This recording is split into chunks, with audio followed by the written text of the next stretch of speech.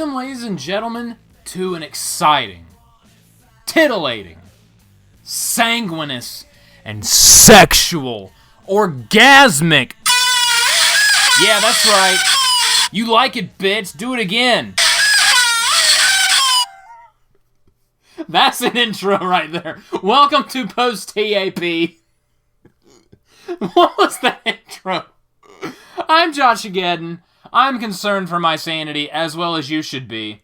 And if it isn't obvious, I'm in a bit of a mood. No joke, like literally a couple minutes ago, I was about to just fly off into a psychotic rage because for some reason, the microphone that I usually use to record everything on both my YouTube channel and Post TAP, whatever I'm rebranding this as is for the 14th, upteenth, bajillionth time, what I used to record for everything, for some reason it just was not working. Like, I kept getting error messages on Audacity, and I had no idea what was happening, so I tried to troubleshoot a bunch of stuff, and nothing was working.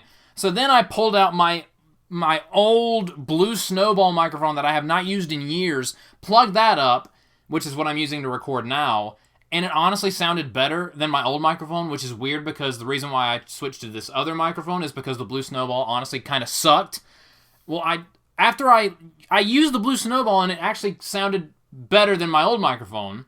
So then I plugged back in the microphone that wasn't working, and magically it was working again.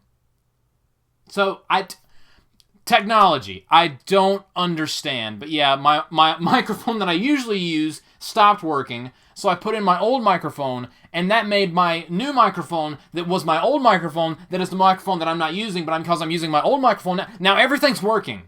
And I don't understand. Are you good and confused yet? Welcome to Post TAP, episode 6. I'm so frustrated, and I just started.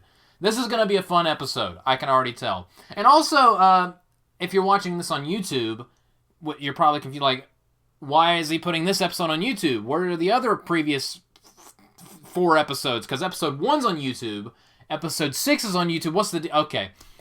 Every once in a while, depending on what's happening or what I'm talking about, or if I just feel like it, I will post an entire episode of Post TAP on YouTube for people to enjoy. Because again, I'm trying to get the word out there that I have a podcast on Spotify, iHeartRadio, Apple Podcasts, and whatever other ones are on there. So yeah, I don't know how to check the analytics of Spotify or iHeartRadio or whatever.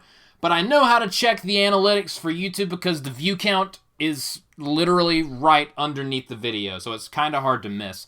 So I'm just doing it for the hell of it, honestly. This will also be on Spotify and iHeartRadio and what have you. Every once in a while, I will post a full episode on YouTube, honestly, just so I can have something to post. Because I don't like leaving my channel just dormant for a while.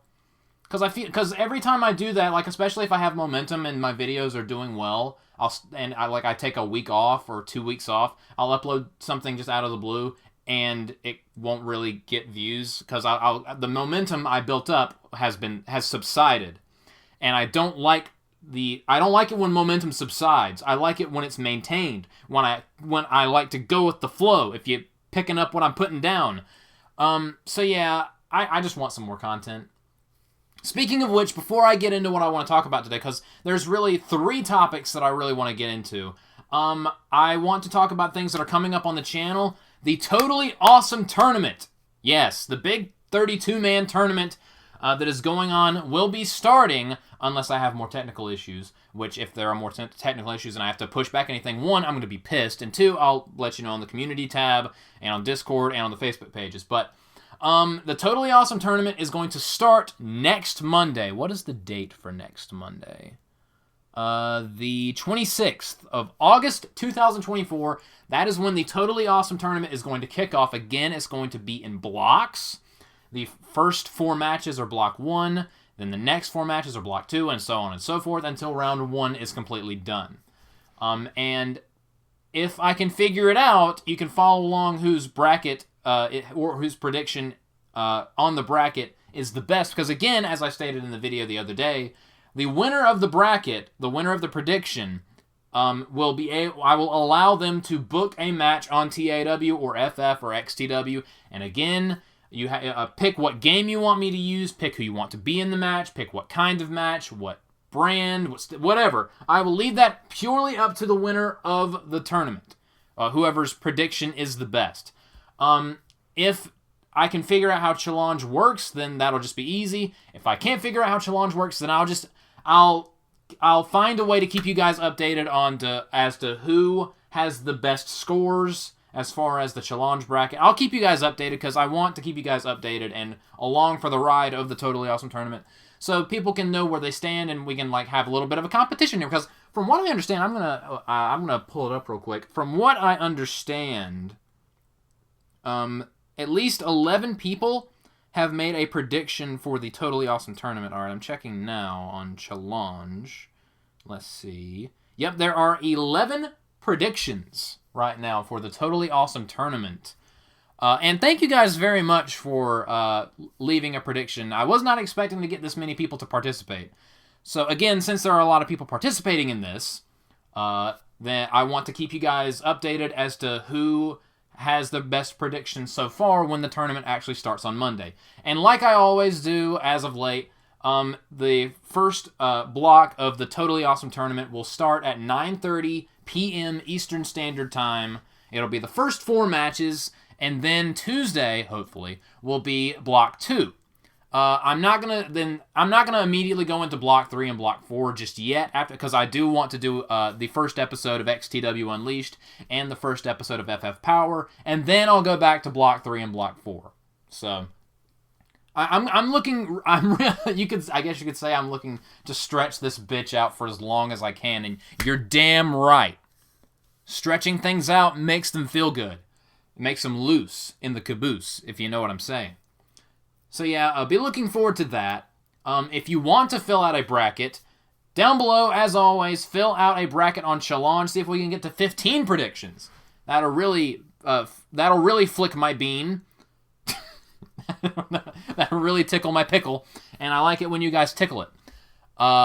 Anyway, So, other things to look forward to. I am going to be doing, because this is going up on a Tuesday. I'm a little late on this episode of Post TAP. For those of you that knows, I try to do this every 2 weeks.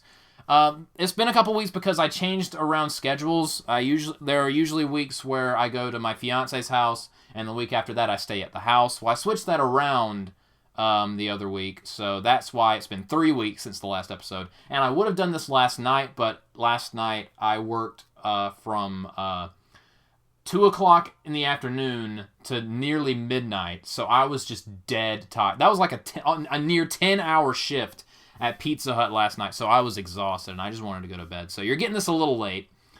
I'll try to be more on schedule in the future, unless, again, I'm just dead tired. So these podcasts might just be, I'll record them on Monday and post them on Tuesday, but we shall see. We shall see. Again, I apologize for this being late, but get used to it.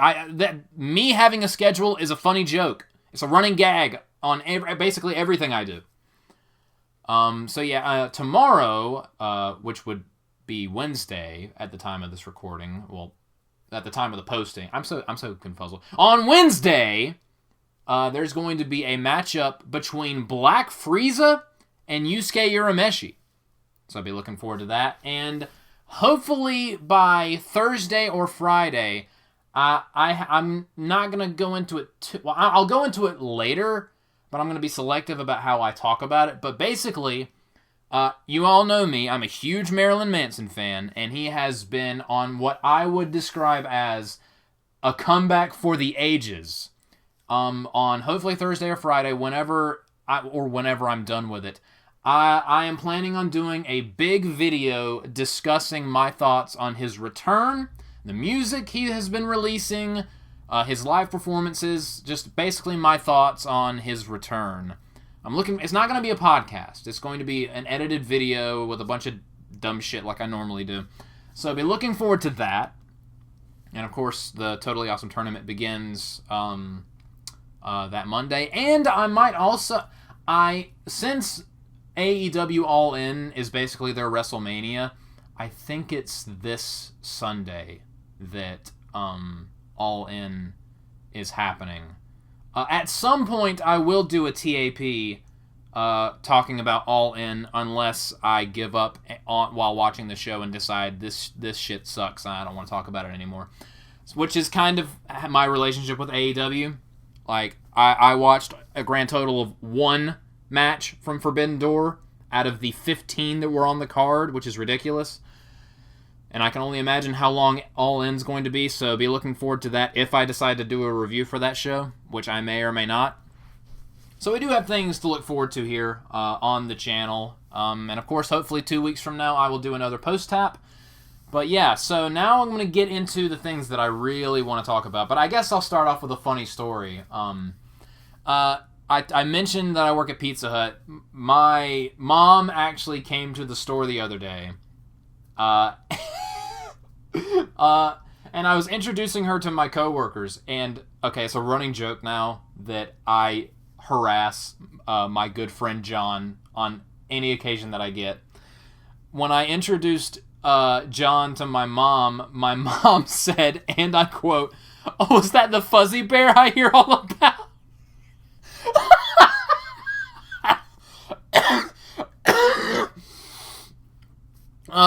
John, if you're listening to this, and I know you are, I can't apologize enough or laugh any harder without injuring myself. And I was like, and everyone heard it. And everyone died, and John went and hid, and it was the greatest thing ever. And John kept asking me for like the next couple of days, "What have you been telling her?" And it's just quite simply been glorious. And I keep telling people, like, I did not tell her to say that, because some of them have been like, did you put her up to that? Did you make her say that? No. That was of her own volition, but I could not be happier that she said that, because that was quite simply glorious. I loved that. That was top 10 Pizza Hut moment right there. Number 5 would be the Pizza Hut foot lettuce. Wow, that's a timely reference from like 5 years ago. When was that Burger King foot lettuce stupid meme with that dude's obnoxious, insufferable voice? How long ago was that? Like 5 or 6 years? Something like that. So yeah, that was hysterical. Shout out to my boy John. Yeah, my mom knows about our exploits. And soon your mom will too. Why did I say that? Oh, I'm gonna catch hell for that one. Love you, John. I know John's like, well, I don't love you. Okay. Moving on. Okay. What actually inspired me to do this, because there are a couple things I've been wanting to talk about that I'll get to later. But right before I started recording, the main reason was like, oh, I've got to record this right now, because it like literally just happened today. On the second episode of Post Tap, I believe, Post TAP. I gotta remember it's Post TAP, not Post Tap, because Post Tap doesn't make any sense. On the second episode of Post TAP, I actually posted a clip from the episode on YouTube, me talking about everyone's favorite Star Wars thing ever, the ACOLYTE. Again, I have not watched the show, nor will I ever, because from the clips I have seen, the lightsaber duels that I have seen look interesting. I feel like they're a tad overrated, because a lot of people are like, the show sucks, but the lightsaber duels are the best they've been since the prequels. They're good, but I don't know if I would say that. That's about the only thing that the show has. And spoilers, and all of a sudden a random Plagueis appeared for like 5 seconds, and that was supposed to fondle our balls and make us excited for season 2. Which you'll probably know where I'm going with this, but I'll get to that in a second. But I haven't seen any of the show. It from the clips I've seen outside of the lightsaber duels, it looks utterly horrendous. It looks worse than a high school play. Their outfits are so just lame, and it just looks lame. And from what I've heard several people describe the plot of the show, it sounds worse than fan fiction. Like, you have this IP, one of the most iconic IPs in the history of mankind, and you are shoveling out and putting in some of the most boring, lame ideas in the history of ideas. And the ideas that Leslie Headland, if that's her name, you know, the Harvey Weinstein assistant that probably helped him lure women to his basement, her and her weird, her weird ass Sid the Sloth face. Imagine being such a lame person. That's honestly one of my bigger takeaways from this whole disaster. Just imagine being a showrunner for Star Wars and having the most lame, boring, basic ideas ever. But yeah, so I've heard the show's horrible. The description sounds horrible. The way the show looks, the aesthetic of everything just looks dull, boring, and just bland. Like, even more vanilla than vanilla could ever hope to be. So I heard today that Season 2 has been canceled. Yay! An applause for all of the alt-right bullies and misogynists and bigots out there. Big round of applause. We won. That's another one for the good guys. Of course, I'm just being facetious, but I feel like it's a victory for people that, you know, for people that are sick of Disney Star Wars, which I'm kind of in that boat now, and people that are just sick of crappy television, which I'm also in that boat, but I could not be happier about this because everyone in the cast that like that's been on interviews, I've seen a few interviews and they all seem like the most insufferable, obnoxious pricks, like activists that pretend to be actors, just the most annoying, insufferable people. And Leslie Headland, you know, when she's not, you know, tying up women for Harvey Weinstein, she's making terrible TV shows. I'm so glad that their hopes and dreams have been dashed.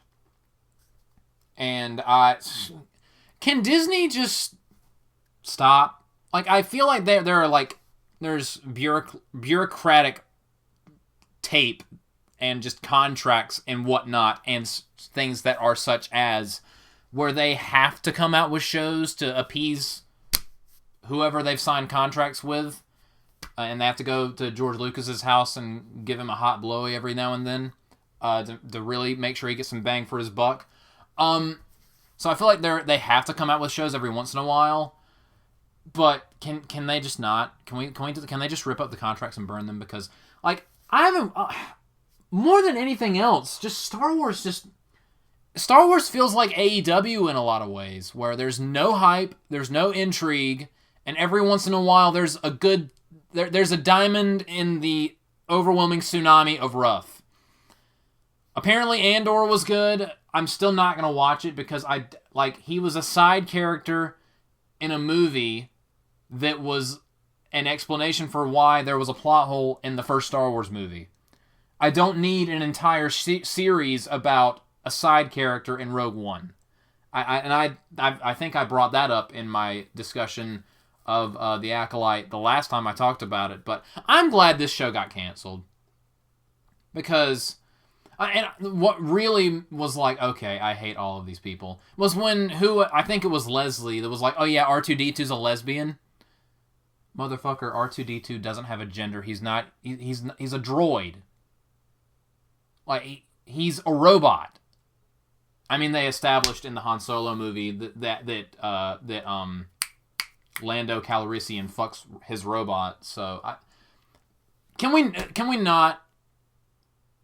Like it's absolutely, which R2-D2 is in fact not a lesbian because he's a fucking robot, and that makes no sense, and that's so stupid. It's like they actively want to drive away fans in droves with this dumb let's make everything gay shit. It's like they took the episode of South Park that was mocking Kathleen Kennedy and used that as a blueprint. Like, there's taking criticism and adjusting yourself accordingly or to address said criticism, and then there's doubling down on what got you criticism in the first place, and then there's just straight up misunderstanding the criticism and using it as a blueprint for your continued failure, which is what I feel like the Acolyte basically was. So, Star Wars, we still have the original movies and some of the good shows. That'll never be taken away. Although they tried to ruin the whole Anakin being Force Jesus thing that was introduced in episode 1, which is something I didn't even like in episode 1 when they did it. The whole Immaculate Conception thing with Shmi Skywalker. I still think that's dumb. The Force responding to Plagueis and Sidious. The lore is they were trying to manipulate the Force in such a way, and the Force clapped back at them by making Anakin and some random chick on Tatooine. I just think that's kind of silly. But whatever. It's established lore, and then they tried to piss every fan off by messing with the established lore. But we still have the original movies. I still love the original trilogy. I like the prequels. I love Revenge of the Sith. And I even like 7, 8, and 9, even though the more time that passes, the more Episode 9 just sours on me. Or I guess I sour on it. I don't think the movie has any particular opinion of me as a person, but me having an opinion on it, my opinion degrades over time, which is probably indicative of the quality or lack thereof of Rise of Skywalker. But I just wish that, because I feel like Marvel is starting slowly but surely, like, getting its shit together. Because Deadpool and Wolverine was great. And it's the only MCU movie that has come out this year, and is the only MCU movie that will come out this year. Because with as far as Marvel is concerned, like they were like, okay, we are just waterboarding the audience with a bunch of stuff that they don't care about. We messed up Phase 4 and 5. We need to take a step back, reorganize things, and drip feed them stuff before we start doing interesting stuff. So I feel like they're starting to get their groove back with the MCU. Because I feel like, and Deadpool and Wolverine was a smash hit at the box office.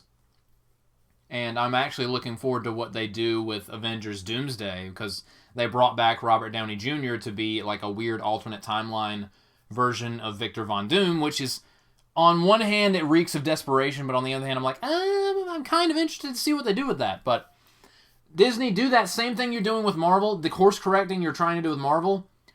Do that with Star Wars. Just don't have any Star Wars anything for like a year. Stop doubling down on the stuff that makes fans hate you, and just focus on making good stories. Just course correct. Course correct. And then maybe people will actually... Because one of the reasons why The Acolyte got canceled, thank God, one of the reasons why The Acolyte got canceled is because of supremely low viewership. Like, they had decent viewership on the first episode, but it dropped. Like, it cratered. Like, the Grand Canyon is not as big of an indentation as the crater the audience leaving in droves left behind. The viewership for that show tanked and never recovered, which I think is the main reason why it got canceled. Which it just goes to show, if you don't like what a organization or a business or a company is doing to an IP you like, you can yell and scream and bitch and moan as much as you want. The only way you're going to affect change is if you go after their wallet. You have to go after their wallet. And that's what people did. And, no surprise, The Acolyte got canceled. So, I would just say don't watch anything Disney does with Star Wars. Like, they're coming out with this new show, and it's at some point called The Skeleton Crew. And off the name alone, like, I didn't think it would be possible to get me less interested in a show than The Acolyte, but congratulations. The name alone sucks. Change it. Do better. Just stop doing Star Wars for like a year. Do, like, Disney. Seriously. What you're doing with Marvel, do that with Star Wars, and maybe there's hope. Or just don't do it, Star Wars. Like, I feel like, kind of like AEW as a brand is kind of toxic now because so much damage has been done to it. I feel similarly to Star Wars. Now, I'm not going to sit over here and cry about all the woke or anti-woke or woke. Everything's woke. Or any of that kind of culture war nonsense that is kind of ruining the concept of entertainment.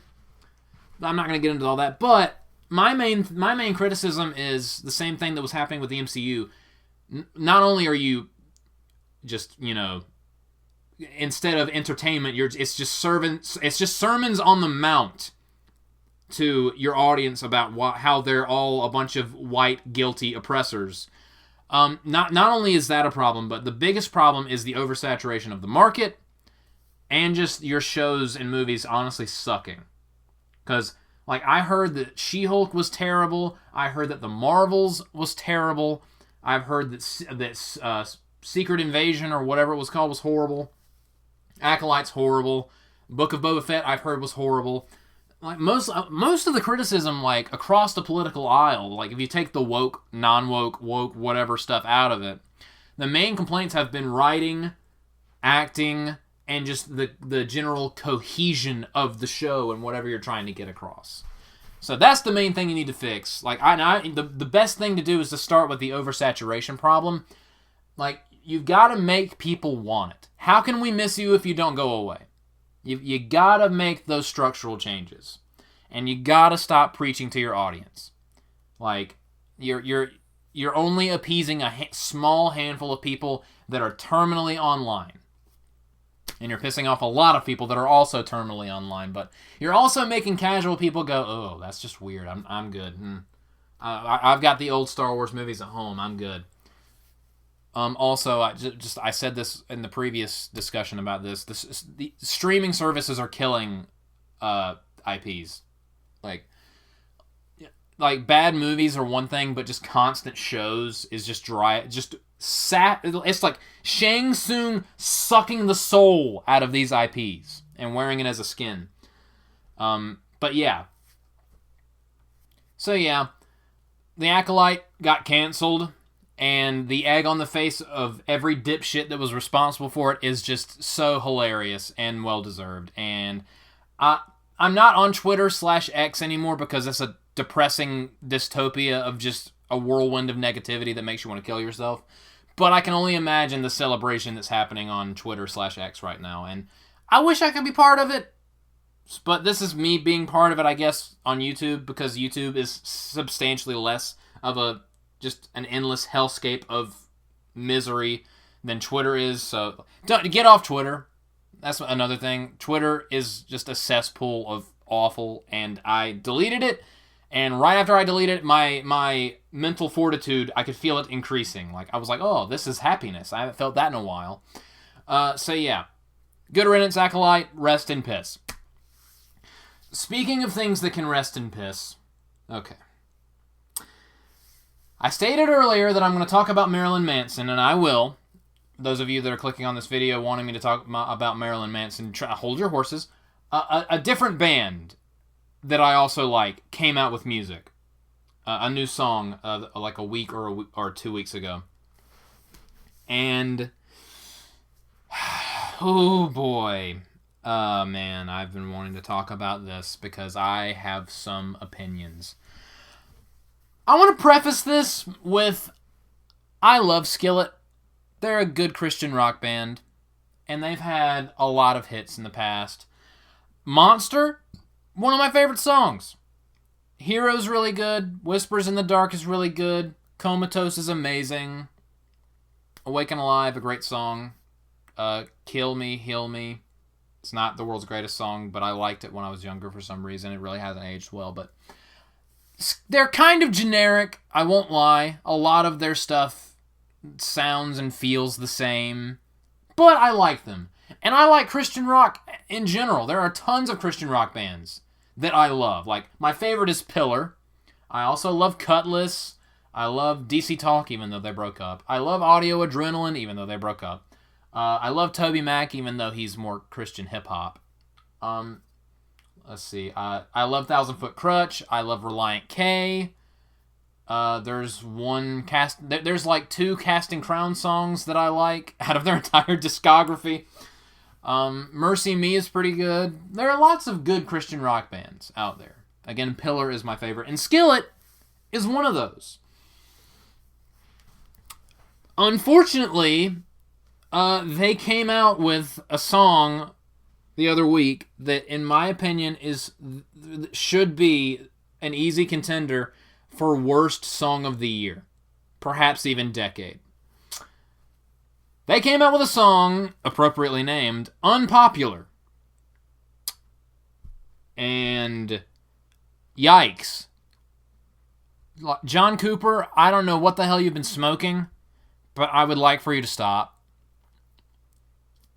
like the message of the song, the meaning behind it, I can appreciate and get behind.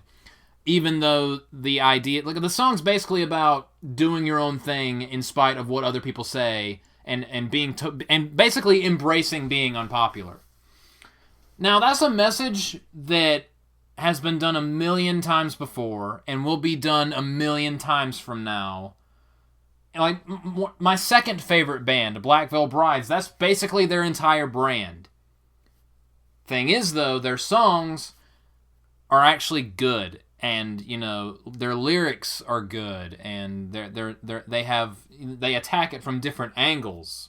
Even though a lot of their songs can basically be boiled down to the same thing, they at least attack it from different angles with different sounds. Like, my one criticism of Black Veil Brides is they usually just sing about the same thing all the time, but at the bare minimum, their stuff sounds different. It's not just the same thing constantly and over and over and over again. They dress it up in different ways. So that makes it okay. That makes me more accepting of the fact that they're kind of a one-trick pony band. Which a lot of bands are like that. They have their thing and they roll with it. One of the reasons why Marilyn Manson's my favorite is because he sings about a lot of different things in a ridiculously different and varied and diverse amount of styles. And so yeah, but anyway. So I don't have a problem with unpopular. The thing is, if you're going to sing a song about being unpopular and why that's a good thing and why you should like reject conformity, you have to make it interesting. You have to be creative. You have to be nuanced. None of these adjectives are appropriate to describe what I heard in unpopular. I'm not even joking. I got somewhat into the second verse before I couldn't take it anymore and I turned the song off. So I haven't even heard the whole thing. I gave up. It's been a while since I've rage quit a song before. Or I guess cringe quit a song because I just couldn't take it anymore. My anus was clenching so hard, I was worried that I was going to be doing damage to my colon or my pancreas somehow. Like, I was worried that my tailbone was going to break from all the cringing and the clenching I was doing, trying to grit through the pain of this song. It's so bad. This is one of the most uncreative, bland, just boring, like, status quo. Ironically enough, a song about rejecting conformity was the most conformist sounding song I've ever heard. And I guarantee you that was not intentionally done. If this was a parody of that idea for a song, then I would be 100% for it. But no, John Cooper is 100% serious about this. This was not done in any sort of ironic way. That's the worst part. There's an earnestness to this. And he's completely 100% serious. And my God, I wish that this was like some kind of parody. I really do, because as a parody, it would actually be amazing. But it's dead serious, and that just makes me sad. Like, what happened, John? What have you done? You sit in the corner. You know what you did. The lyric. Okay, to aspiring songwriters out there, or songwriters out there in general, just in case you were thinking it, don't ever put the word "dang" in your song, because, oh my God, there's one of the lines in the song is "Everyone's lost their dang mind." When I heard that, I wanted to reach inside my ears and scratch out my eardrums, and then do a drum solo with it. That's another thing. It's a country song. Skillet is not a country band, as much as apparently they would like to be. For those of you that don't know, I hate country music. Like, country music is honestly, it's a tie for my least favorite genre, country music and rap. Like, I hate country music and I hate rap. And a little bit, not a distant third, but a close enough second or third, whatever. Right after that is pop music, because pop music sucks. It's just so empty, hollow, and shallow, and I hate it. So I hate country music, I hate rap music, and I hate pop. This was so country. And then later on in the song, he calls himself an outlaw, yells woo, and puts on a cowboy hat. And honestly, that's when I turned it off, because, oh my god, the sheer amount of cringe that was seeping all out of the monitor I was watching the music video on. Oh, can you feel the pain I'm in? I'll take Skillet doing the same song 1 billion times over whatever this garbage was. Like, the lyrics are so bad and so, like, not even juvenile. Like a 10-year-old cowboy wrote this. It's so bad. And it's so boring. Like, nothing, like, none of this was, like, this is supposed to be, like, a middle finger to the status quo anthem. And he was like, yeah, let's make it a country song. And put the word dang in. Oh, no, bad form. Bad, like, not a good idea. Why would you do that? And why would his bandmates agree to this? No one was like, this is not a good idea. We're a rock band, not country. Ugh. Oh no, I'm still in pain. I am still in pain. It is so bad. It is the worst song of the year. Because it's country, which immediately makes it awful. Country music in general is just the worst.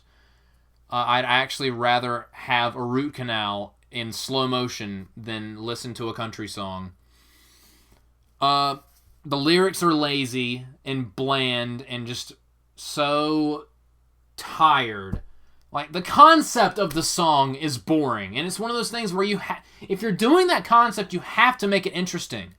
And I'm sorry, but country music is not a good, like, landscape for something like this. What were you thinking? What were you thinking? And this is the lead single for an album called Revolution, as if it wasn't generic enough. I was making fun of AEW when I was making the Star Wars is Dead comparison earlier, because AEW is a dead company, and they have a pay-per-view called Revolution, and it's always their worst show, because just, what is the revolution? At least here I can kind of understand. This, John Cooper is suffering from severe delusions of grandeur.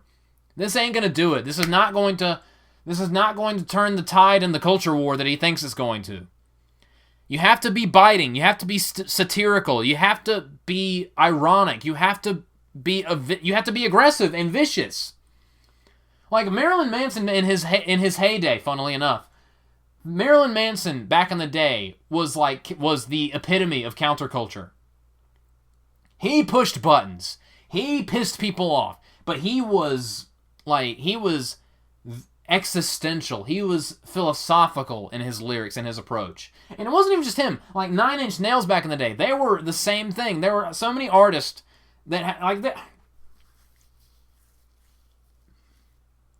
This is not how you do it, Skillet. Like, maybe the warning signs were there when they named themselves after a kitchen utensil, because I guess the name frying pan was taken. But my God, what are you doing?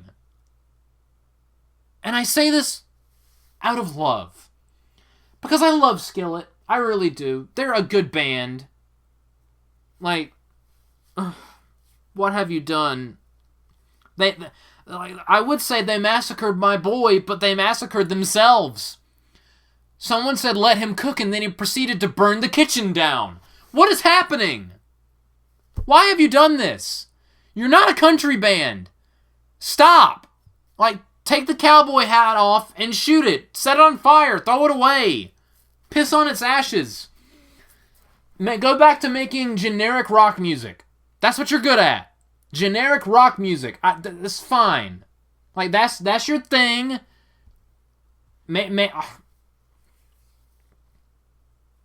I regret buying any Skillet anything now. That's how bad this was. And apparently he went so far as to apologize for wearing eyeliner, which is kind of fun. Because it's the whole thing about men shouldn't wear makeup because men shouldn't dress like women. I understand that. And if that's how he feels, fine. But, like, it's just playing a part, dude. There's a difference between wearing makeup or whatever and performing. And, like, in your normal everyday life or when you go out in public and wearing eyeliner then. It's not like you're putting on a dress and a tutu and going out in public and making a fool out of yourself. But, again, that's him. But, like, Alice Cooper still, like, does interviews and goes out wearing his Alice Cooper stuff, wearing makeup, and he has a female name, Alice, and he's very much a born-again Christian, and he's a devout, proud Christian. So I don't get that. I really don't. I get where he's coming from, but I just feel like it's misplaced. John Cooper does not strike me as a smart human being, is what I'm saying. If anything else, this whole thing has just outed him as being kind of an oath. Like, I respect him trying to stay true to his faith and his belief, because I'm a Christian too. And I respect him trying to do what he thinks is right. But sometimes people that are very earnest about doing things that they believe are right, sometimes it's misplaced. There's nothing wrong with wearing eyeliner if you're, like, performing or if you're, like, acting or doing any of that. It's not wrong. Maybe he absolutely disagrees with that, apparently, but, like, this whole thing just makes me think he's kind of slow. And I hate saying that because I like the guy. And I like his band, and I like their music, even though it can get kind of repetitive. But this just ain't it, Chief. This ain't it. Do better, Skillet.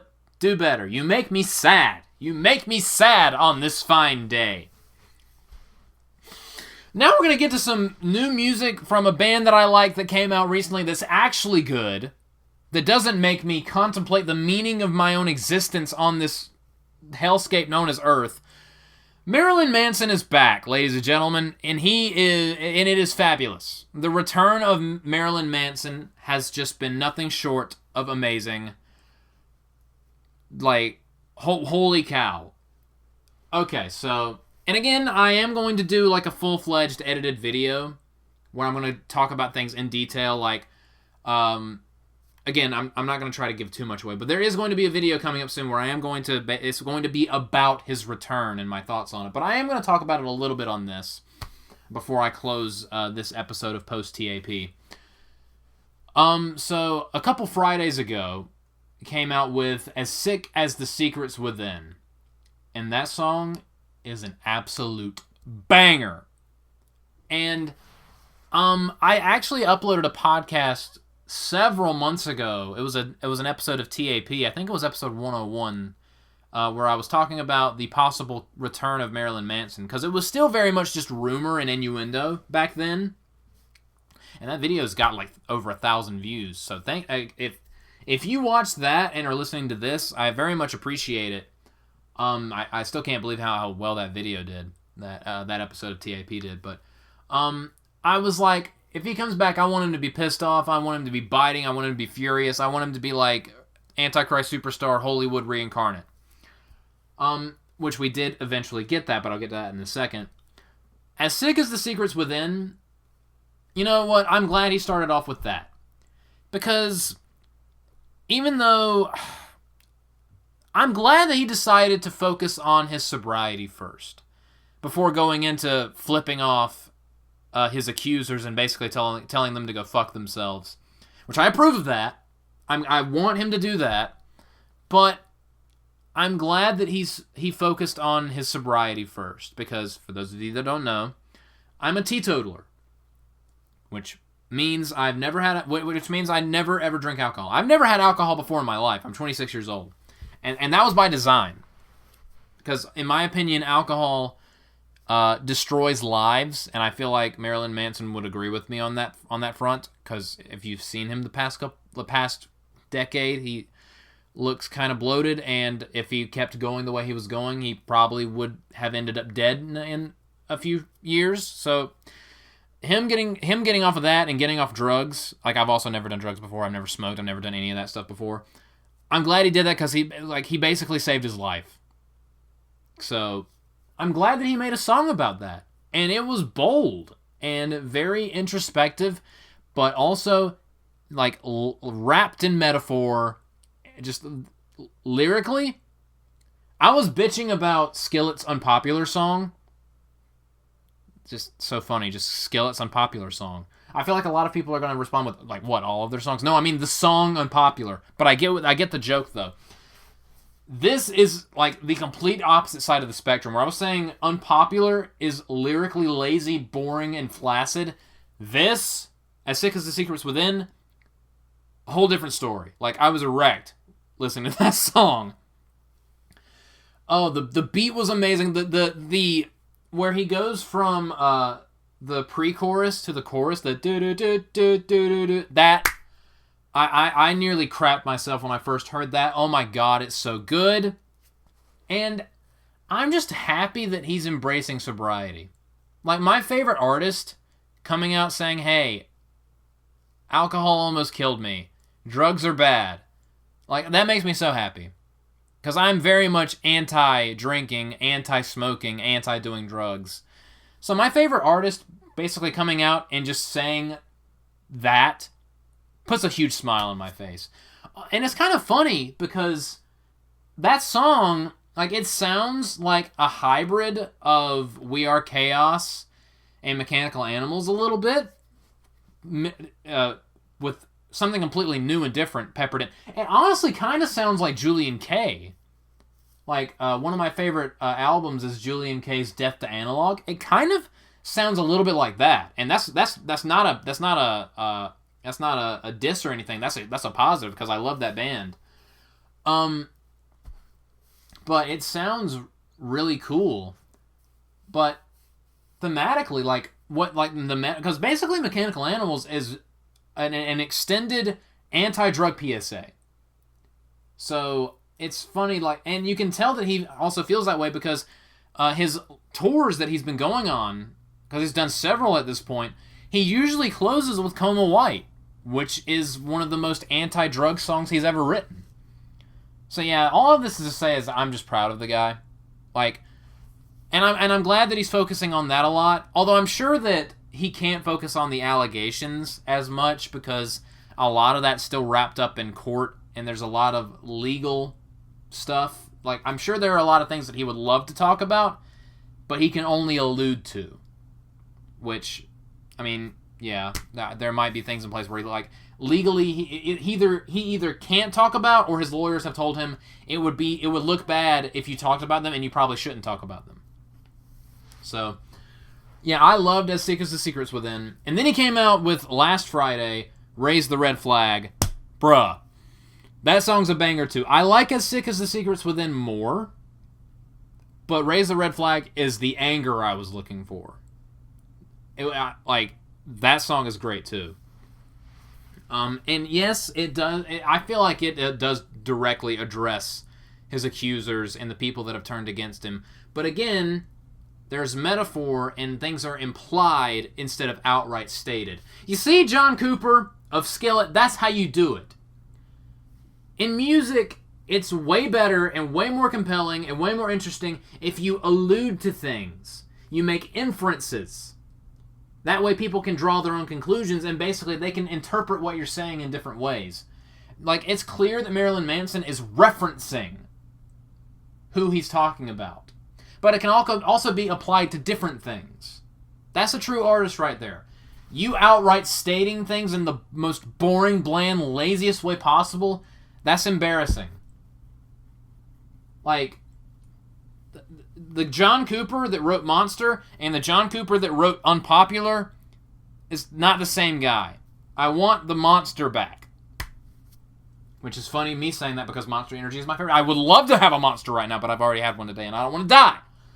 Jokes.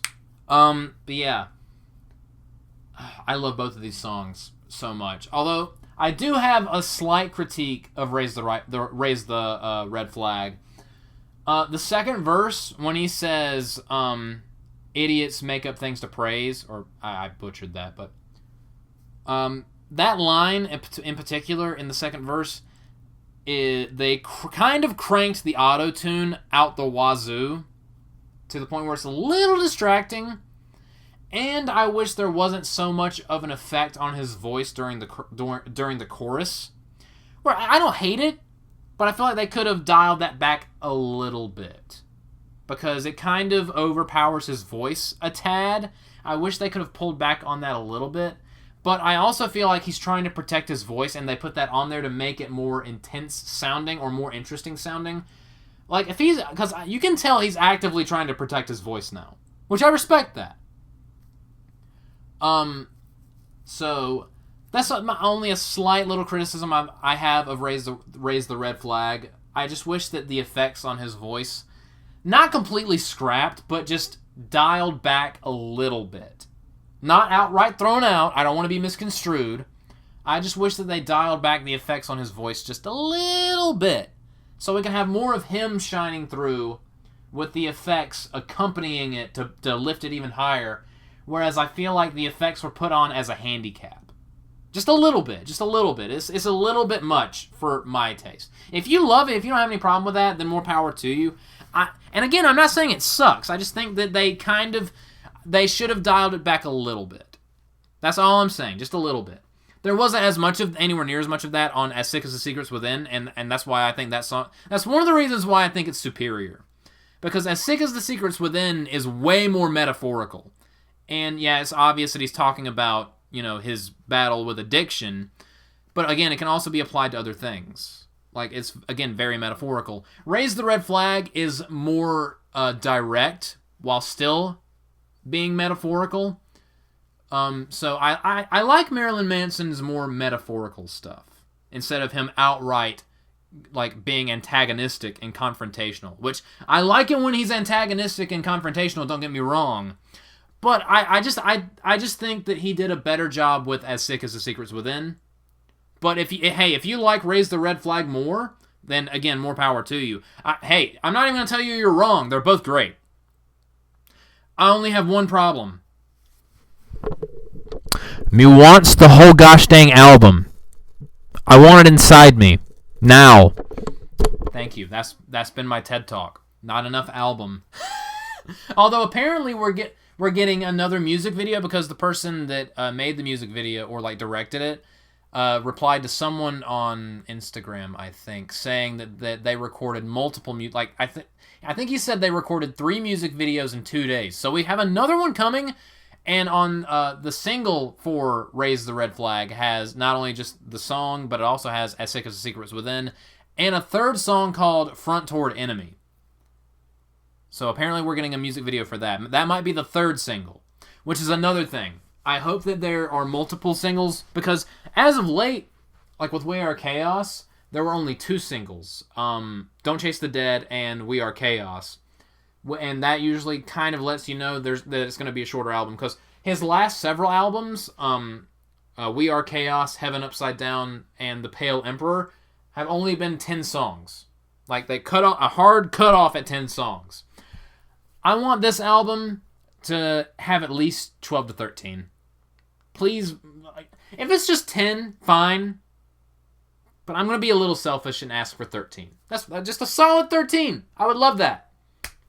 I'll love it regardless, because We Are Chaos, in my opinion, is still magnificent. I love that album.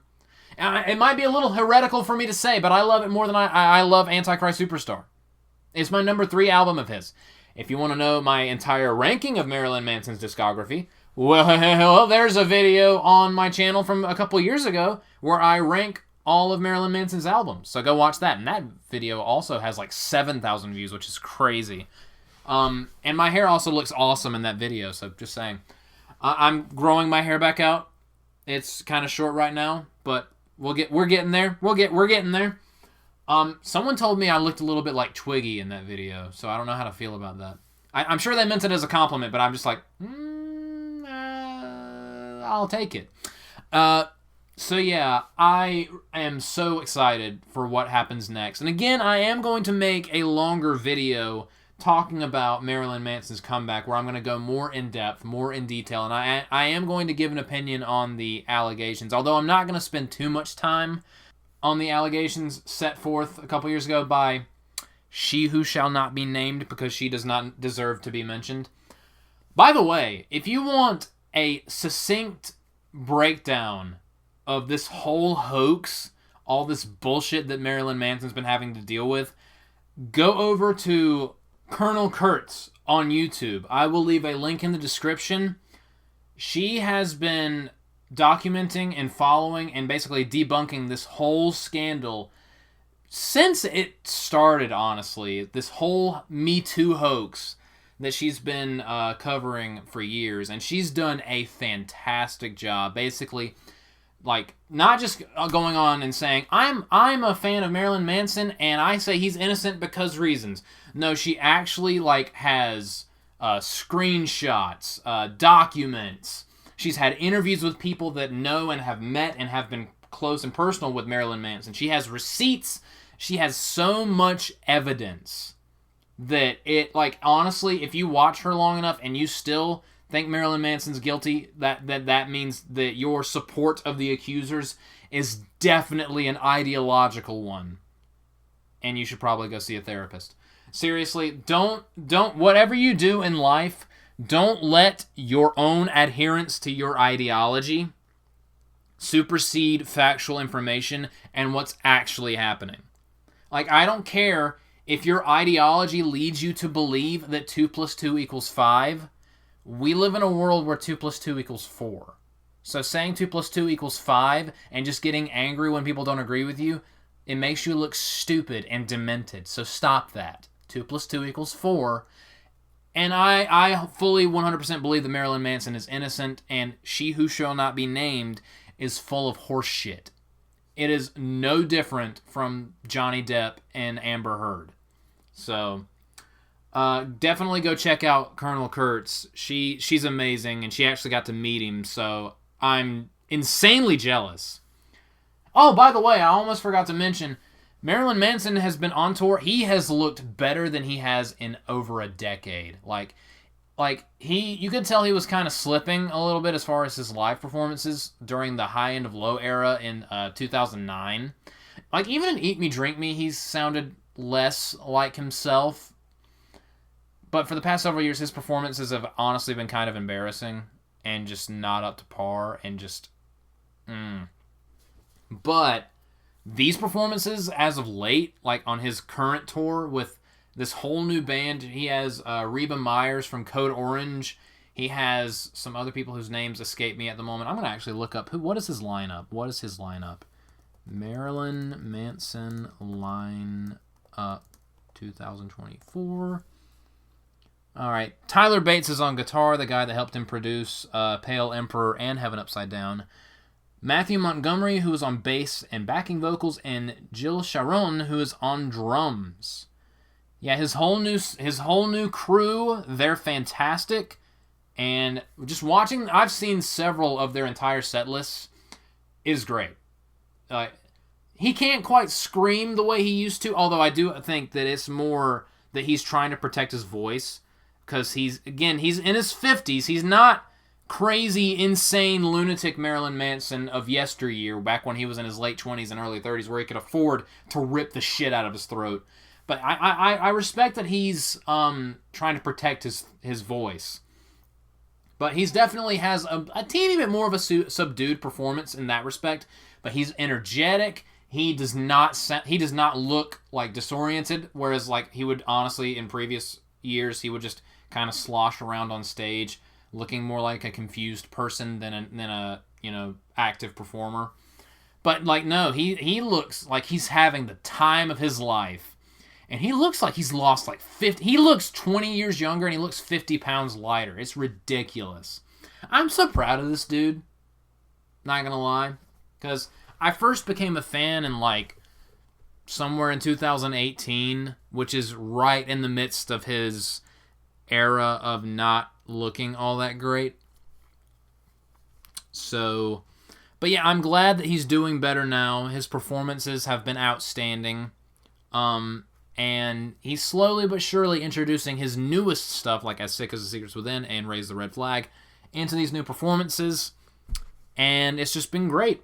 And I cannot wait for Front Toward Enemy. And they haven't dropped the name of the album. There's a good chance that the album is going to be called Raise the Red Flag, which I think that's a good name for an album. I mean, it's more of a middle finger to what's going on in the world today than Skillet's bland, boring-ass Revolution, which also, the cover art of that is him raising a flag. I'm raising a flag of indifference to that album. Skillet, you can do so much better. Like, two bands that I like are coming out with new stuff, and only one of it's worth listening to. So I like, what's better than one good band having a resurgence? Two bands having a resurgence, and one of them is kind of sputtering and dying and like just going out mudding, yeehaw, ride 'em cowgirl, and I hate it. No thanks. I'm good. I hate it. John Cooper, do better. But Marilyn Manson, I approve. I'm so proud of you. And I look forward to what's happening next. And you know what? Not only am I looking forward to this album, but I'm looking forward to the album after that. What's album 13 going to look like? When Marilyn Manson's done, like, talking about his battle with addiction and him embracing sobriety, and him giving a middle finger to you-know-who and all of her co-conspirators. What comes after that? I'm looking to the future. What's album 13 going to look like? What's album 14 going to look like? Only time will tell, ladies and gentlemen. But speaking of time, we are running short on time for this 6th episode of Post-TAP. Thank you guys so much for listening. Episode 7 and beyond is purely going to be on Spotify, iHeartRadio, and all the other platforms that I put it on. So be looking forward to that. If you subscribe. Can you subscribe on Spotify? Follow, I guess. If you're on Spotify, go follow the podcast on there. All that fun stuff. Thank you guys so much for listening. Look forward to more good stuff. And also, one more thing before I go. When the full album drops, whatever Marilyn Manson calls it, when it drops, I'm going to do a edited video review of it on the channel. Also, me, Sean, and possibly Skylar are going to do a podcast review of the entire album over on SJSV2. So I'll be looking forward to that as well. Thank you guys so much for listening as always, and I will see you guys later. Good night, everybody.